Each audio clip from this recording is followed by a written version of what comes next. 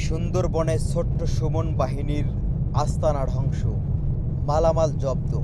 মোহাম্মদ কামরুল ইসলাম টিটুর পাঠানো তথ্য ও ভিডিও চিত্রে বিস্তারিত।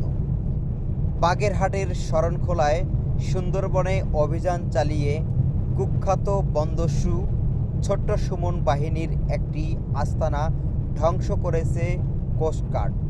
সোমবার সকালে গোপন সংবাদের ভিত্তিতে মংলা সীমান্ত খাল সংলগ্ন এলাকায় এ অভিযান পরিচালনা করা হয়। এ সময় একটি ওয়াকিটকি ও নিত্য প্রয়োজনীয় সামগ্রী জব্দ করা হয়। তবে কোস্টগার্ডের উপস্থিতি টের পেয়ে দস্যুরা পালিয়ে যায়, কাউকে আটক করা সম্ভব হয় না। গোপন সংবাদের ভিত্তিতে জানা যায়, সুন্দরবনের কুখ্যাত ডাকাত ছোট সুমন বাহিনীর সদস্যরা বাগেরহাটের মোংলা থানাধীন সীমান্ত খাল সংলগ্ন এলাকায় অবস্থান করছে।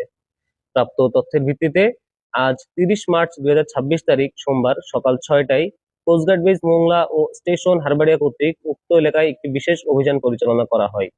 অভিযান চলাকালীন সুন্দরবনের কুখ্যাত ডাকাত ছোট সুমন বাহিনীর একটি আস্তানা চিহ্নিত করে তা ধ্বংস করা হয়।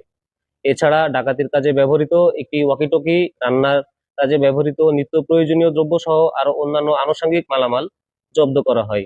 এ সময় কোস্টগার্ডের উপস্থিতি টের পেয়ে ডাকাত ছোট সুমন বাহিনীর সদস্যরা সুন্দরবনের গহীনে পালিয়ে যাওয়ায় কাউকে আটক করা সম্ভব হয়নি। জব্দকৃত মালামালের পরবর্তী আইনানুগ ব্যবস্থা গ্রহণের কার্যক্রম প্রক্রিয়াধীন রয়েছে। আমরা এতক্ষণ শুনছিলেন বাংলার গণজাগরণ 24.com। ধন্যবাদ।